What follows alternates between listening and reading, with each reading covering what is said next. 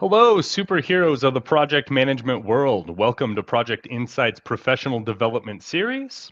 Today we have a guide on project managers, of managing risk for project managers. We look forward to leveling up your project management skills. A few housekeeping items. All participants will be on mute. If you have any questions, feel free to use the chat, and feel free to use that right now and say where you're from. Maybe I'm in Phoenix. This session is good for one PDU. The trick is you must stay until the end of the session in order to get your code.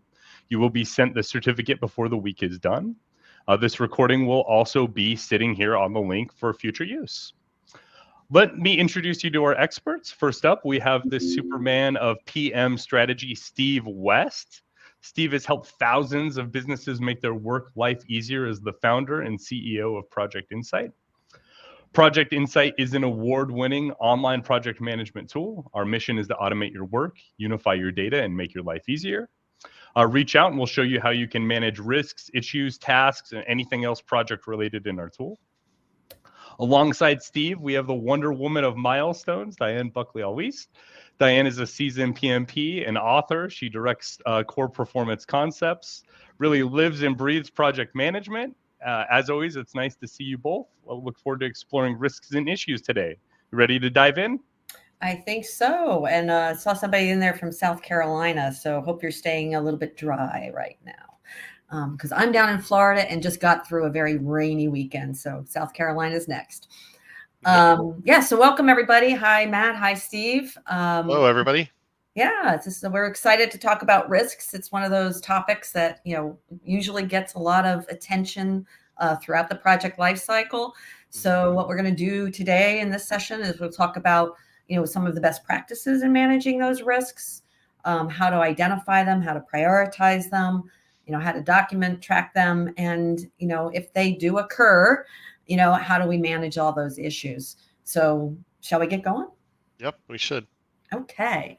All right. So what is a risk? It's something that has uncertainty. It means it doesn't necessarily know whether or not it's going to happen. So it isn't something that is going to happen. It's something that might happen.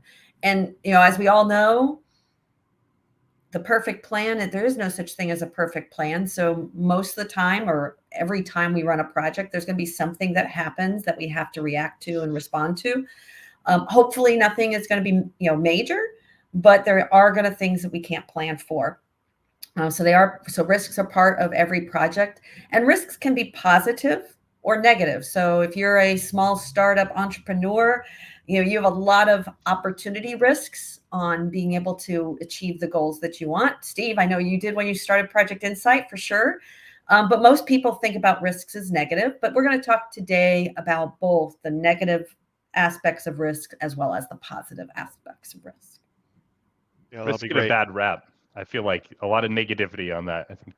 So. I know it's a lot of people say why do we want to talk about risks? And that's going to be a challenge, because people don't want to be negative. People tend to want to be optimistic, so talking about risks in the negative sense is always a challenge.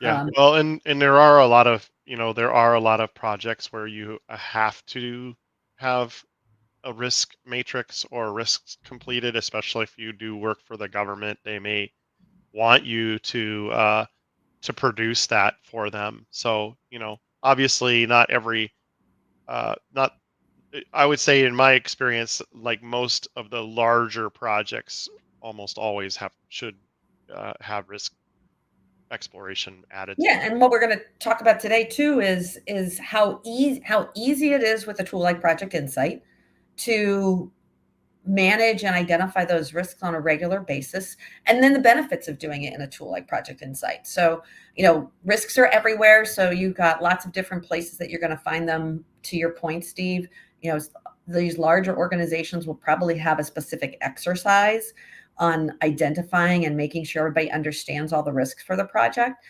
So it could be coming from your charter, your work breakdown structure, your schedule, just past projects, it's from subject matter experts from similar projects. When if you're a new project manager and you've never done that type of project before, one of the best places to go is to talk to people that have done similar projects and hear from them.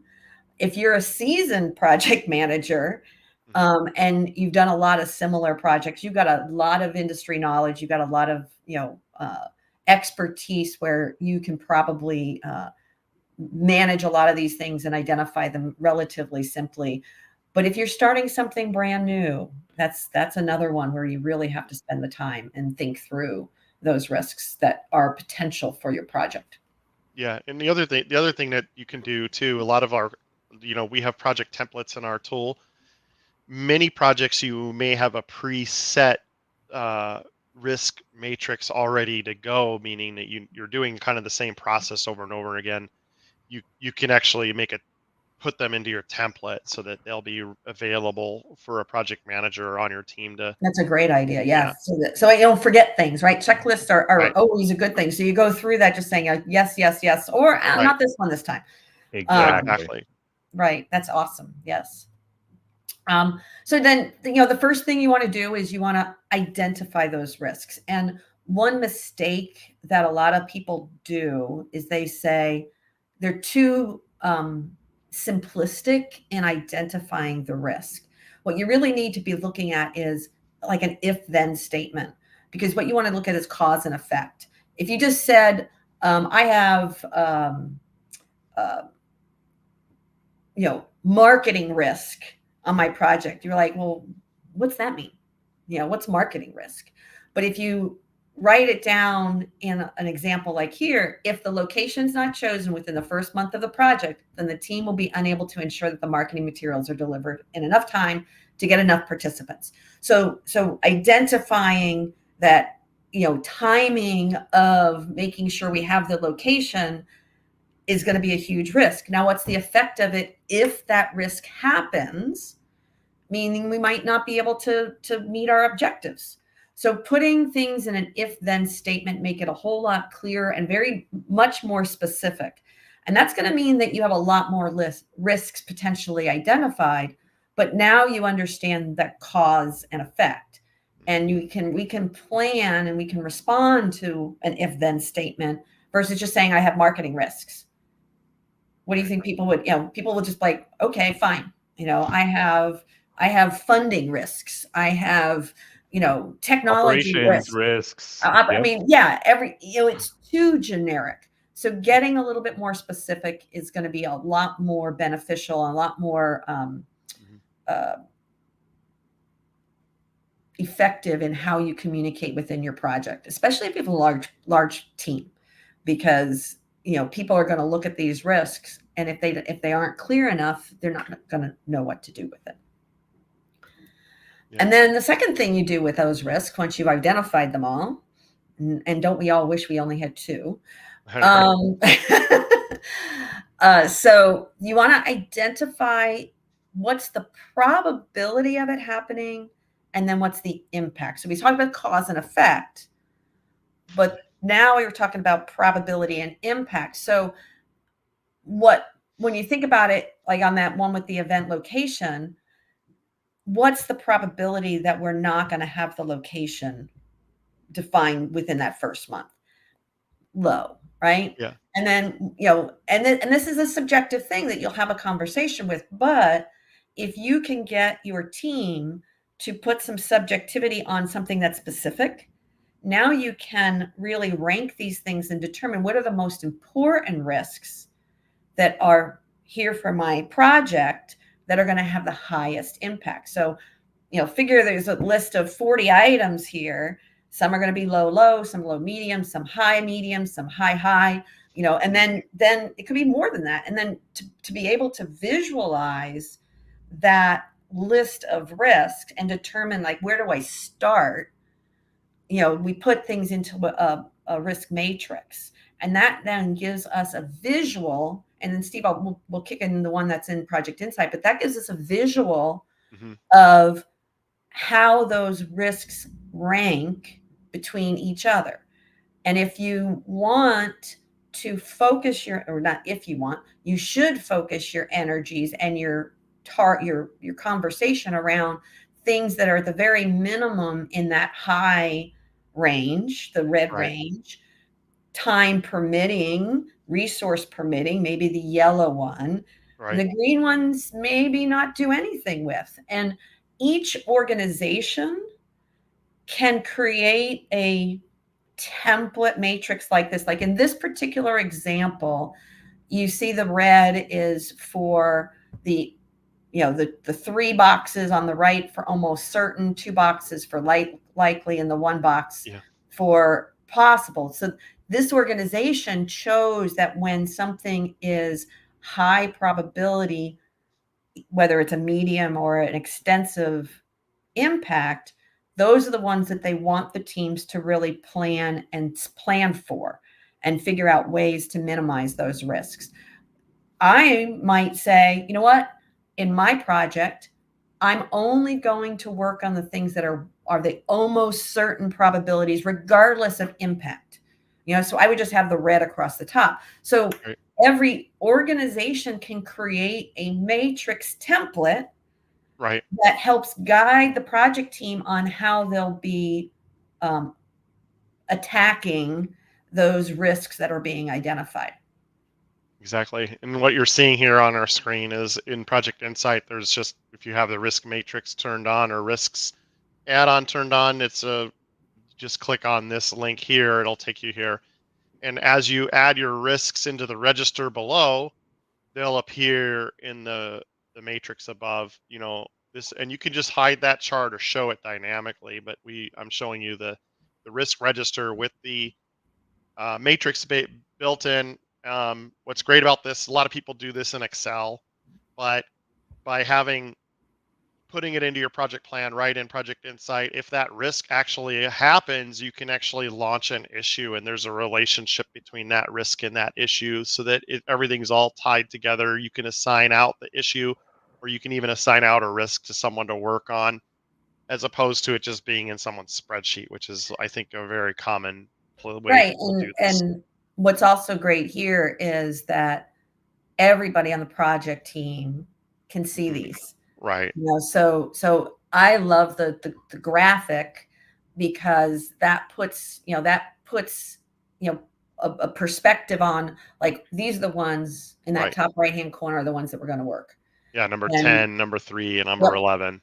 yep. And those are the ones that are going to be the most important for us to Yeah. minimize as much as possible. Um, Mhm. and again, it's a really good way to communicate. And some of those risks, like the number 10, if you put some new effort into it, 10 might actually get reduced over Right. time. We'll cover that a little bit later as Yeah, well. and the other thing you can do with this is a dynamic rate matrix. I actually clicked right on that cell. I can see, well, what is 11 and 3. I can just click there and it'll filter them for you. Or I That's want to cool. see what's in 10. So this is all dynamic, everything online. Totally a good way to do this, as opposed to a spreadsheet or putting in a Word doc or whatnot. But, and like we said before, they can be part of your templates too, so you don't have to type them in manually every time. You can start with 10 common risks that might happen. That's beautiful. The Yep. other call out with what Diane was mentioning earlier is the fact that this matrix can be customized as well to suit whatever Yeah. needs you may have, even on that color spectrum. So if you have, we've have customers who have purple and yellow and orange and all this whole beautiful spectrum of risk, we can accommodate all of that as Yeah, well. it's configurable. So this is just a typical 5x5 standard template that comes out of the box, but we have clients that will, do 6x6 or 4x4, whatever kind of matrix and scoring you want to do.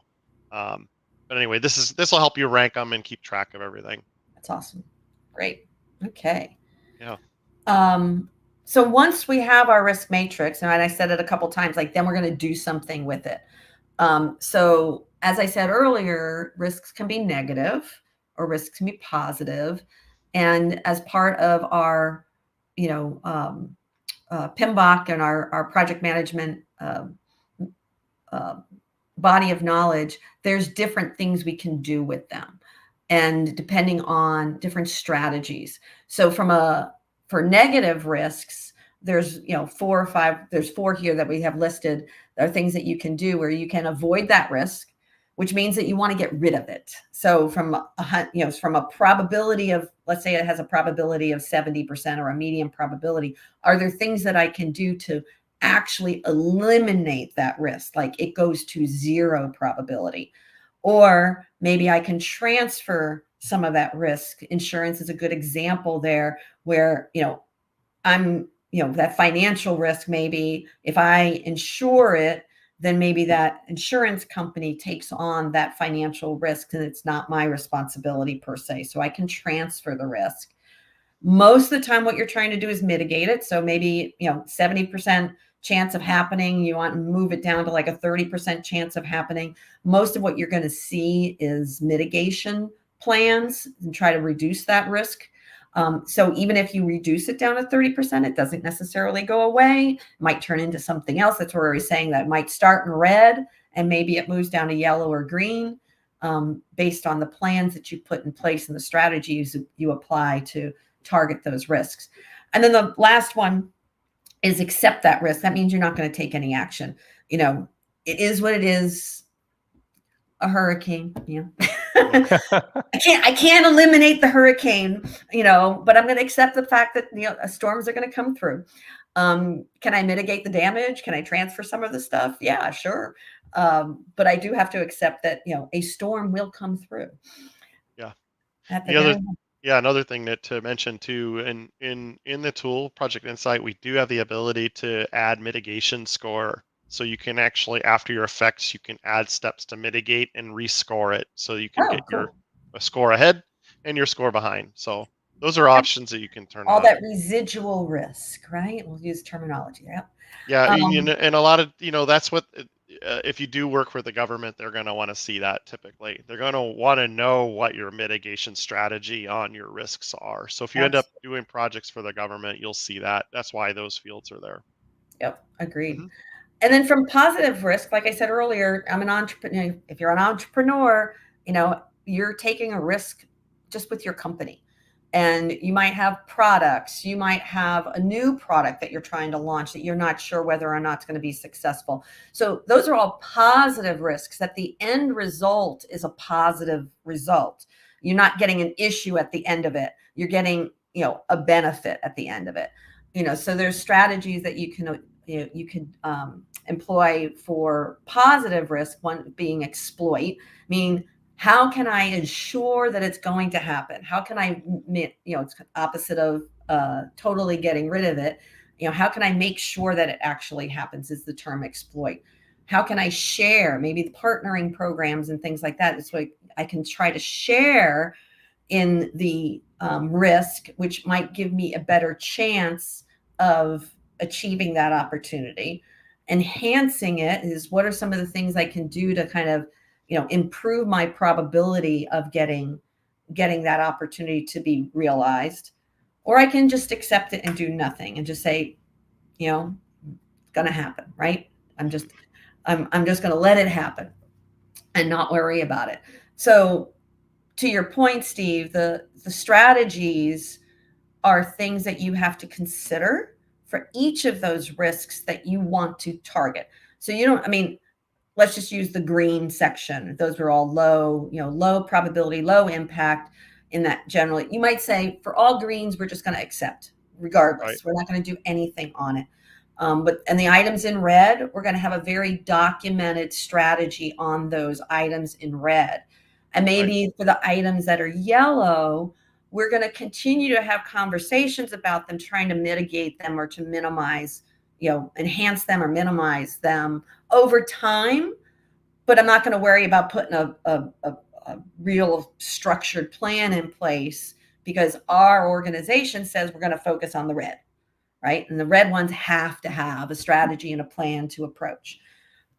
So that's what's valuable about that matrix. So you can kind of visualize that and you can help people, direct people as to where they should be working to make sure that they're focused on the right thing. So what do I mean by putting a plan in place? So I always like to use the example that most people know, when you're in school, you got a fire drill, right? Right. Why is it important to make sure that every school has a fire drill plan? So people don't lose their lives. Right, right. Yeah. So you would think that there's, it might be a low probability of it happening, but it's a high impact if it happens. So we are going to put a plan in place. And so there's a couple of things that you need to do to put your plan in place. Like you have to identify what that risk, what the event is that you're trying to do. And this is your risk. Like if a fire occurs, then the children and staff in the school will be placed in danger. So that's your risk statement. But how do I know what's going to trigger me to execute on a plan? Well, the fire alarm goes off, Yeah. and then in any plan for fire drills, there's going to be a risk owner, and that's the person that's responsible to make sure that everybody gets out.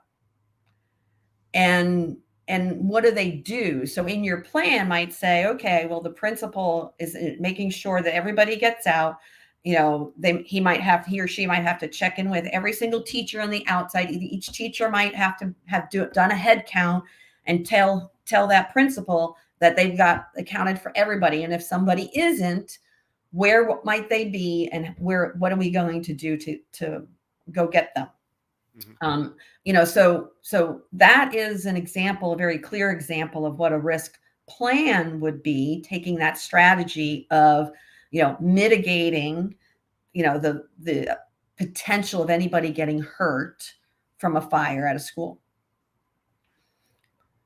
So when we talk about the items that are those high probability or high impact items, that's what you should be putting in place early on in the project, so that you have a plan for anything that's a high probability, high impact. Everyone knows where the fire exits are ahead of Everyone time. knows where the fire exits are, right? Everybody knows what they're supposed to do. We've practiced it, etc. So yeah, absolutely. Yeah. And if you're doing software projects, being late on your deliverable it's a high probability for any kind of software. And that might be a high impact because you've committed to a date, or there's a trade show that has to happen. The software needs to be done by that.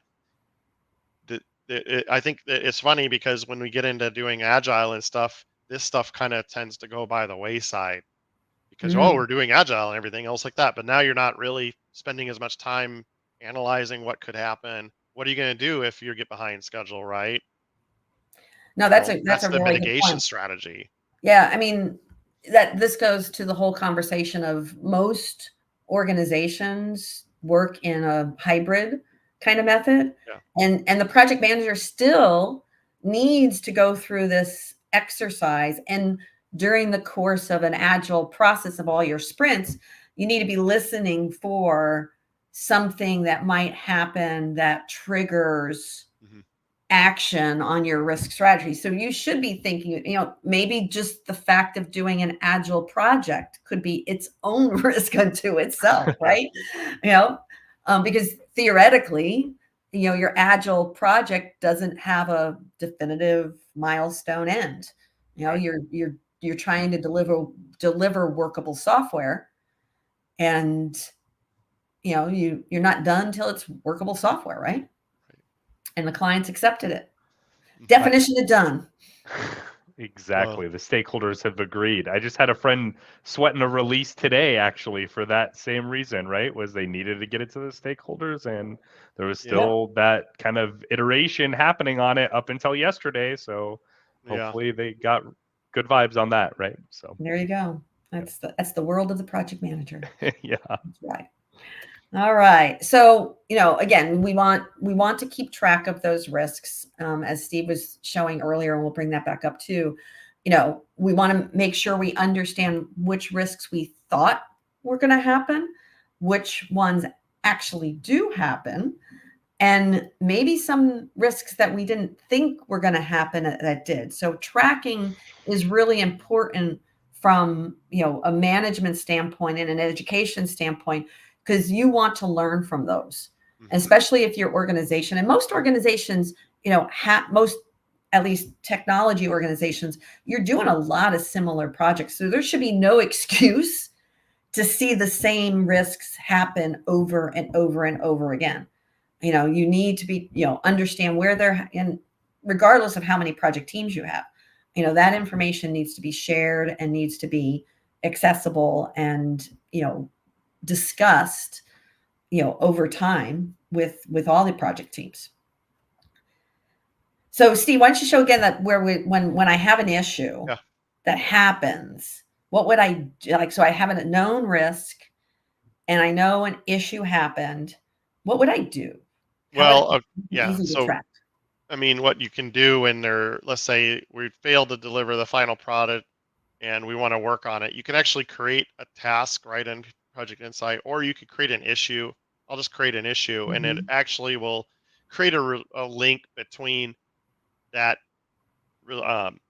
risk and also the issue. So I could put more instructions in here, work on, I'm just going to make it up right now for the demo, work on this, but you would give them some more instructions and you can assign that out. I'm actually going to have Brett Favre help us out. Awesome. Yeah. And we'll start it at not started. And I can decide I want to make this visible to my customer or visible on my status report to my executive. So that's another feature you'll see in our tool where you can share these risks and issues out to your manager or executives or your client. It's an internal, external stakeholder, right? Either way, Yeah. you could show Well, it I'm to your doing both. external as well. Yeah. Yep, At the same exactly. time, and it just took me back to the risk matrix here, but that issue is now on the issue log. And Brett Favre's got this one in his list. If I were to log in as Brett, you would see this. He would see this on his work list along with anything else he needs to do. So this is being all integrated. When it happens, you can link that all together. Another really cool thing is you can create risks from our meeting minutes. So if you have a meeting minute and you discover if you're having a meeting and you're logging your meeting minutes, you can actually create a new risk or an issue from the meeting minutes. So, like it's all integrated that way too. So that's one of the benefits of putting everything online is that now everything's connected. Yeah. So keep that screen right there, but come back to the PowerPoint for like a minute here. But I think this is a good conversation. So, stuff happens in a project, right? Right. So we're gonna do our planning for our risks early on. We're gonna identify what we think we should be, trying to mitigate or eliminate or accept, et cetera. We're going, anytime you say, I want to mitigate a risk, if you want to act on it, then there's probably tasks that you added into your project to do that, right? Because there's work to be done. And then at a certain point, you've identified, okay, well, I have these risks. These are the things I'm doing to mitigate them. But things will happen, and people will make decisions without checking the impact to the schedule. Scope will get clarified over time, which, causes. So, work's going to get behind on schedule. Other things are just going to go wrong. So realize that risk management happens throughout the project. So there may be things you were planning on trying to mitigate, but something changed, right? And now you're going to have to come back and reassess those risks. That's why it's important not to worry about trying to put a plan for every single risk. Focus, those plans need to turn into actions within your project, right? So hopefully the ones that you're acting on within your project, you're putting resources on to make sure that happen. Great. Hopefully that work is valuable. But other things are going to happen, whether you identified them or not in your risk planning, that you're going to decide whether or not you do anything with them. So let's say you had a bad sprint and what the developers were thinking about doing, that they came back and they said, you know what we thought we can do, it's not going to happen. So we're going to have to reevaluate, and it might take us an extra 6 weeks to get this done, because we're going to have to go through a whole nother design session. All right, so work's going to be behind schedule. So now you have to sit here and say, okay, well, that's a risk unto itself. So what am I going to do with regard to that? And that's going to give you an opportunity to look at everything you've got on your schedule. And you might say that, okay, well, the risks I was planning for, I'm going to, put some of that work aside. I'm going to pull that resource over here to help on this schedule issue. And adapt your schedule, adapt your project to what's going on today. So risk management happens throughout the project. So having a tool like Project Insight, where you can be capturing that as you go and communicating that out seamlessly to anybody that has access to Project Insight or your clients and your status meetings and everything else, it's there's so much value in having one place to put things that the data is shared. Mm-hmm. So because things will happen. And you don't want to have 14 different spreadsheets. You don't want to have an old spreadsheet go out and somebody presumes everything's all happy, but something really did happen. And you update your schedule and you update your risk register and your issues log within Project Insight, seamlessly available that information is seamlessly available to everybody that needs it. Yep. Thank you. That was really well said. Yeah. Well, we love Project Insight. And, so again, some of the other best practices. So now let's talk, and this is where I'm going to come back to your slide there in a second here, Steve. So you're going to be planning throughout. You're going to identify issues. Those issues are going to be captured in an issues log.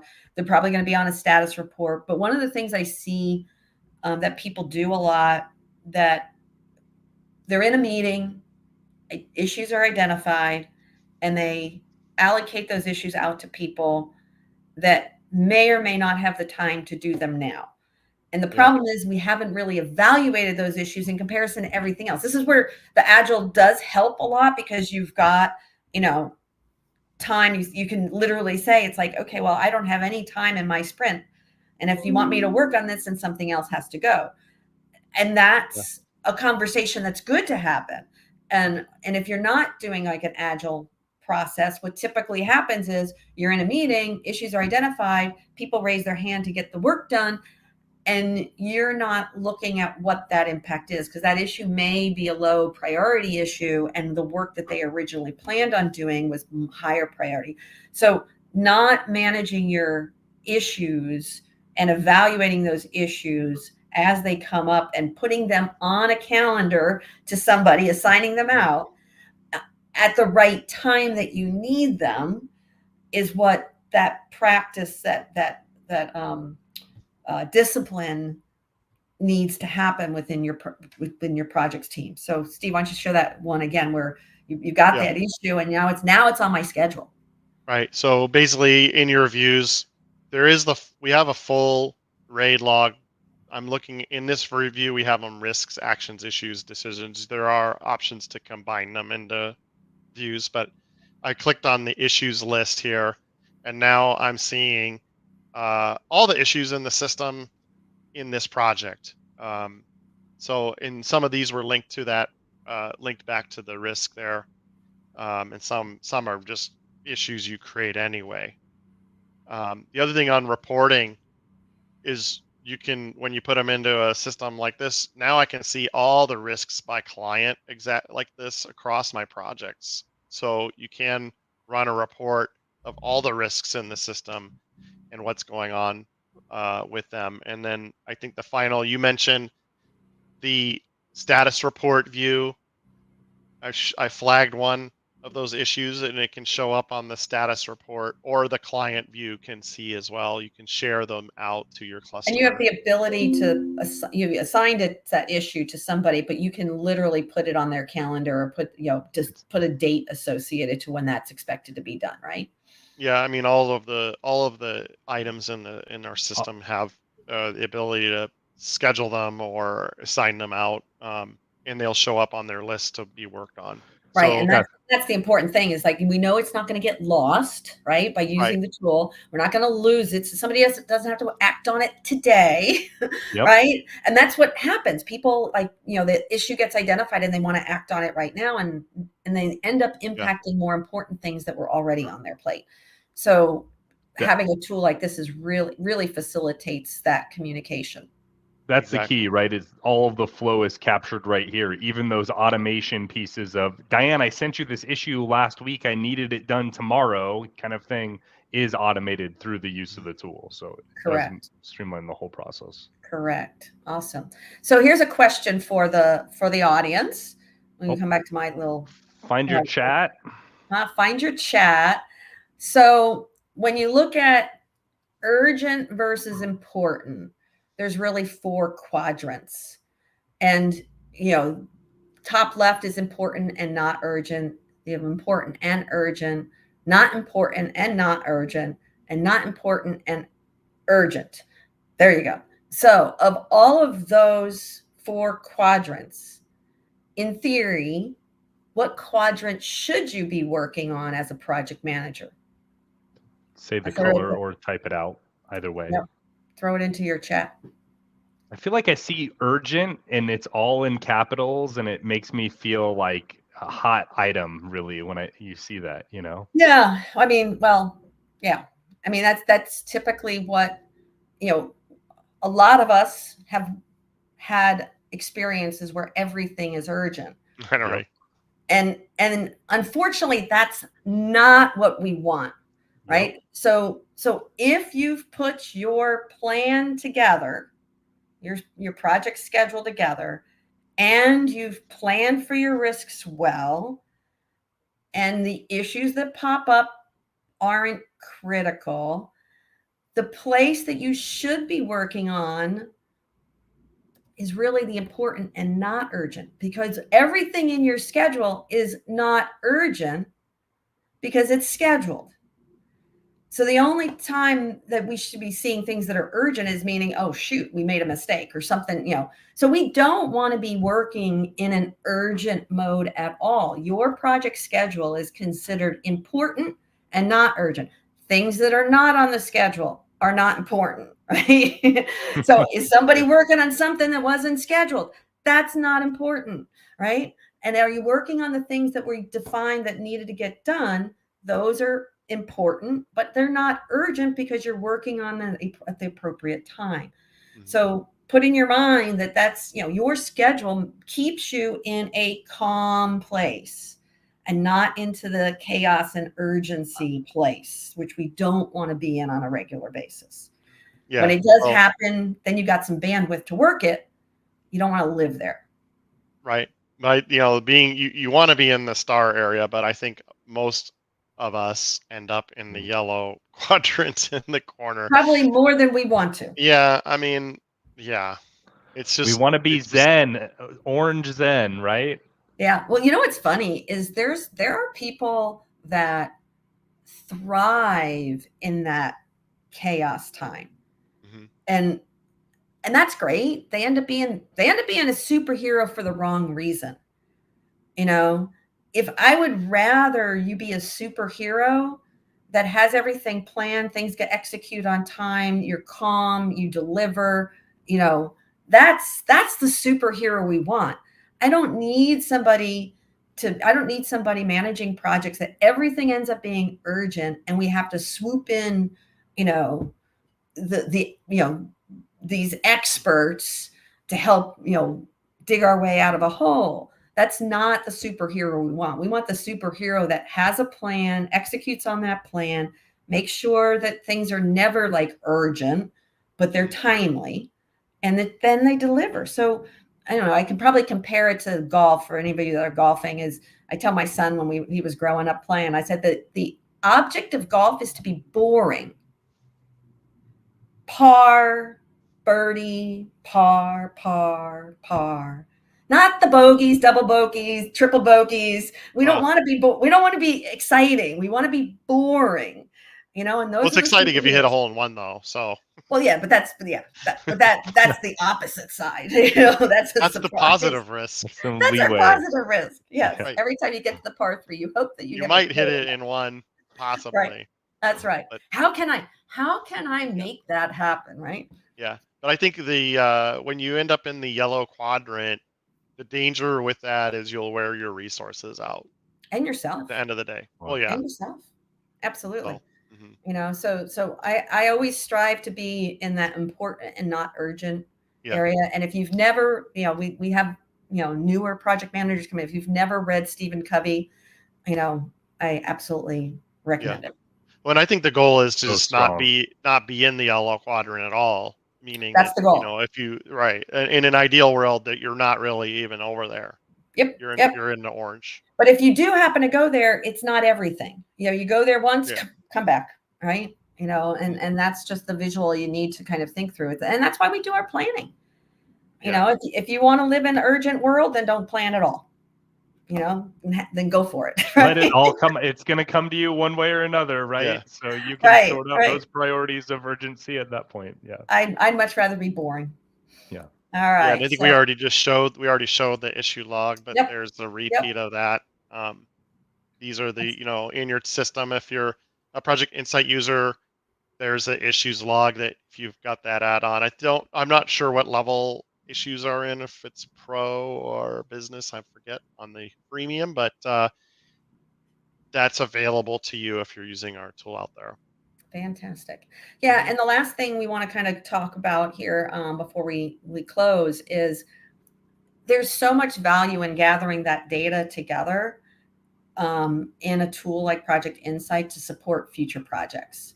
So think about it this way. I mean, let's say you're using a template of risks for similar projects, and you want to see how often certain risks do happen. And maybe something that you thought was a high probability, high impact, the reality was you never saw it at all. Now, did you do something to make sure that never happened, or did it just not materialize? So having that data and analyzing that data for future projects is really, really valuable. And you look at all the issues that were triggered. I said it earlier, it's like if you keep seeing the same issues come up, then I guess you need to change something, right? Right. Don't keep hitting your head up against the wall. I mean, something needs to change. I'll use an example. Years ago, I worked in a startup and we didn't have a QA team at all. It was like zero QA team. And we kept seeing bugs showing up in production. And after a while, it's like constantly. It's like, can we please just get a QA team to test this better than asking our business analysts to test it? And that's not their expertise. So building a QA team where you got people that really want to do a quality assurance job and really want, have that brain to do all the different use cases really made a difference in not seeing the bugs in production. So that became a standard. So a lot of times analyzing these risks and these issues that come up can help you move, your organization forward in a maturity, to be better and higher quality and deliver things more on time, on budget, et cetera. So analyzing the history and the background of what's happened on your projects is really valuable. Too often we just done with the project, off to the next one, take that template again and not look at the past similar projects. So things like, having a tool like Project Insight really helps you bring that together and allows you to, have an exercise and look back over time, on what happened. Anticipate your future mitigation, right? Right. That's right. So anyway, any questions that we've gotten? Because I think we're at the end here. No, we had our South Carolina resident said that it is raining, but they've not floated away from the reference from the beginning. Well, there's a risk right there, being in the hurricane zone. So, That's right. That's right. I mean, and there are literally anybody doing anything outside, and those any projects that are involved in doing stuff outside, wouldn't you think that, okay, and if it's the fall, that you have a weather risk or Yeah. I mean, yeah, I'm in Phoenix. I'll give you one right now where I think during extreme heat times, you have to give more break if you're outside, right? So now your work hours have been diminished by, 10, 15%. You're probably working slower anyway. Oh, exactly. On top of that. So you have a lot of factors that can be risks during the seasonalness even. Absolutely. Right. Well, and making sure your staff knows what to do if they get heat exhaustion. I mean, there's you could do this for exercise for anything. Yep. Oh, I know. I mean, that's what, a lot of people, like I said earlier, a lot of times people look at risks as something negative to do, and we like to be positive, but we deal with it every single day. Yeah. And so why is it such a big deal to talk about it on your projects. And it's like I said, it's not that you have to put a plan in place on every single one, but just determine whether or not there's a probability of it happening and what's the impact if it happens. If you think through those two things on a regular basis, you will have a lot more success in your projects. Definitely. So take it away, Matt. Yeah, no, grab your phone out, please, and get your code scanned here so you can get your session. Again, this will be sent to you later in the week. This link will be remain here for this recording. So we really do appreciate everyone for attending. We will have upcoming PDUs as we do. So personality tools, we're very excited about that, right, Diane? I think we were just chatting about that. That's going to be really exciting. I have no personality. Neither do None at all. You're such a delight. And then we get to tie that into how do we get the most out of our team, right? So we understand the personalities. How do we get the most out of them? Portfolio view at that point, and then really that concept that, you know, how can we manage change, right? How can we go through those flows? So yep, looking forward to those. Those next two are newer topics for us, so that'll be fun. Yeah. And please also do follow us on social. If there's anything that we can do, you know, to help you manage your risks, issues, tasks, any of those RAID log items, do reach out. We'd love to work with your organization if we're not already, and if you are a customer of ours, we'll have the opportunity to engage. So thank you all so very much. Yep. Okay, thanks everybody. Thanks everybody. Have a great day. You too. Bye.